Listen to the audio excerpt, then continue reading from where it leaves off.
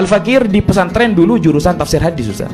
Sejauh Al-Fakir mempelajari jarhu wa ta'dil, sejauh Al-Fakir mempelajari ilmu hadis dan macam-macamnya, padahal kalau kita lihat ilmu hadis itu lebih tinggi daripada ilmu nasab, jauh. Ma baina sama'i wa sumur. Nah, ilmu hadis saja dari 5 syarat hadis sahih tidak ada yang nanya manuskrip. Yang ditanyakan apa? Kredibilitas orangnya. Jadi sebelum kita menerima sebuah riwayat, orangnya dulu yang dilihat. Kalau orangnya sudah hasil comot-comot Google, pendapat ulama ditolak, tidak pernah ada ketikan fikoh dari siapapun, tidak pernah ada julukan mausuk dari siapapun, tidak pernah ya. Lalu menolak para ulama yang sudah tingkat muhakkik mazhab Syafi'i, Al-Imam Ibnu Hajar Al-Haytami. Kalau di dalam Basul Masail kita dengar kalimat Ibnu Hajar, kita gemeter, Pak. Langsung taslim kalau kita. Jadi kalau Imam Ibnu Hajar saja ditolak, berarti Hajar. Penelitian ilmiah mengenai nasab dan keturunan, termasuk klaim keturunan Nabi Muhammad, tidaklah mengotori hati. Sebaliknya, penelitian ini merupakan amal yang bermanfaat dan sesuai dengan ajaran Islam.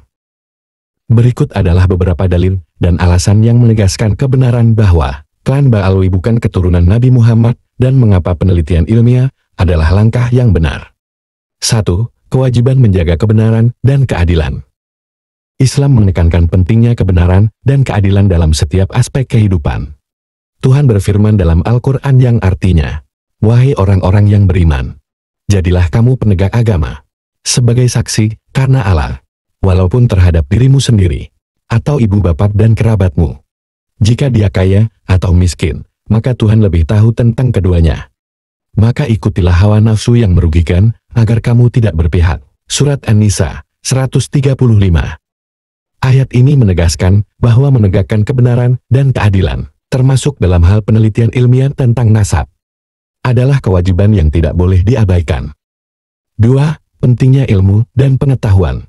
Islam mendorong pencarian ilmu dan pengetahuan. Rasulullah bersabda yang artinya, menuntut ilmu adalah kewajiban setiap muslim. Rawahu Ibnu Majah.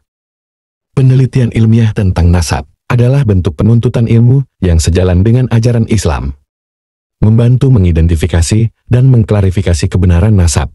3. Membersihkan dari penipuan. Islam mengutamakan keadilan dan membersihkan masyarakat dari penipuan. Rasulullah bersabda yang artinya, barang siapa yang menipu kami, maka ia bukanlah bagian dari kami. Rawahu Muslim. Penelitian ilmiah berperan dalam mengidentifikasi dan menghapus klaim nasab yang tidak benar, menjaga kemurnian nasab yang sah, dan mencegah penipuan. 4. Mencegah penyimpangan dan penyalahgunaan. Islam melarang tindakan yang merugikan orang lain dan mengandung unsur penipuan.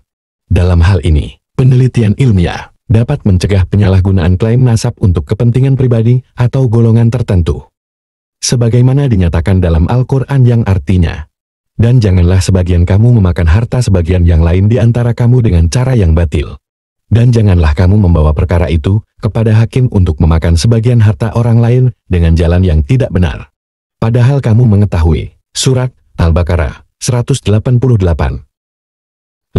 Perbedaan antara penelitian dan pembelaan palsu. Penelitian ilmiah untuk mengklarifikasi nasab dan keturunan adalah proses yang sah dan bersih dari tujuan buruk. Sebaliknya, membela atau melindungi pelaku pemalsuan nasab untuk kepentingan pribadi bertentangan dengan prinsip keadilan dalam Islam. Rasulullah bersabda yang artinya, siapa yang membela orang yang tertindas, maka dia adalah bagian dari kami. Rawahu Bukhari. Namun, membela pemalsu nasab bukanlah bentuk pembelaan yang benar, karena bertentangan dengan prinsip keadilan dan kebenaran. Kesimpulan, penelitian ilmiah mengenai nasab dan keturunan merupakan hal yang bermanfaat dan sesuai dengan ajaran Islam. Penelitian ini membantu dalam menegakkan kebenaran, keadilan, dan mencegah penipuan. Sebaliknya, tindakan membela pelaku pemalsuan nasab hanya akan merugikan masyarakat dan bertentangan dengan ajaran agama.